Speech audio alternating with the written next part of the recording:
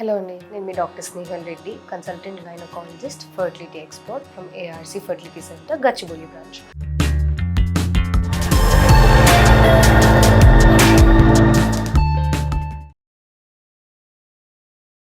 ఇవాళ సర్క్లాజ్ గురించి మాట్లాడుతాం. సర్క్లాజ్ అంటే ఏంటి? సర్క్లాజ్ అంటే మనకి గర్భసంచి ముఖద్వారం అంటే సర్విక్స్కి వేసే స్టిచ్, ప్రెగ్నెన్సీ టైంలో వేసే స్టిచ్. దీనికి 2 మెథడ్స్ ఉంటాయి. ఒకటి మెక్డానల్డ్ స్టిచ్ అంటాము, అవి మనం జనరల్గా వేసుకునేది. ఇంకా చాలా ఉంటాయి, అవి ఈ మధ్యలో మనం ప్రాక్టీస్ చేయట్లేదు. సో ఇది ఎలా వేస్తాము అంటే, ఒకటి థెరప్యూటిక్ అంటాము, ఇంకొకటి ప్రొఫైలాక్టిక్ అంటాము. ప్రొఫైలాక్టిక్ అంటే ప్రీవియస్గా ప్రీమెచ్యూర్ డెలివరీస్ ఉండడము, లేదంటే హిస్టరీ ఆఫ్ 5th మంత్లో పెయిన్లెస్ డెలివరీస్ అయిపోవడము, అలాంటి ఏమైనా హిస్టరీస్ ఉన్న వాళ్ళకి ప్రొఫైలాక్టిక్గా ముందే మనం స్టిచ్ చేసేసుకుంటాము. నెక్స్ట్ ఏంటంటే థెరప్యూటిక్. ఎవరికైతే సర్విక్స్ లెంత్ అనేది తగ్గుతా పోతుంది, 5th మంత్ వరకు అలా 20 mm కన్నా తగ్గుతుంది అన్నప్పుడు వాళ్ళకి స్టిచ్ అనేది వేస్తాము. ఇంకొకటి ఏంటంటే ఎమర్జెన్సీ స్టిచ్.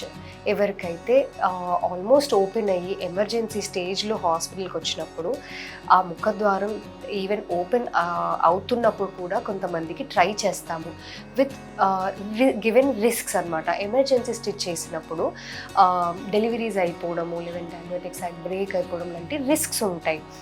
బట్ ఇలాంటివి అవాయిడ్ చేసుకోవడానికి ఎవ్రీ 15 days 1 monthకి ఒకసారి మీరు గైనకాలజిస్ట్తో మీట్ అవ్వండి. మీకు సిమ్టమ్స్ ఏమైనా ఉన్నాయా, మీకు లాగుతున్నట్టు అనిపిస్తుందా? ఈ 5th మంత్లో అబార్షన్స్ డెలివరీస్ అనేటివి చాలామందికి పెయిన్లెస్ డెలివరీస్ అయిపోతూ ఉంటాయి. అంటే 5th మంత్తో వితౌట్ ఎనీ పెయిన్, జస్ట్ ఒకసారి ఇలా పెయిన్ వచ్చినట్టు అనిపించేసి వాటర్ బ్రేక్ అయిపోయి అలాగే డెలివరీ అయిపోతూ ఉంటుంది.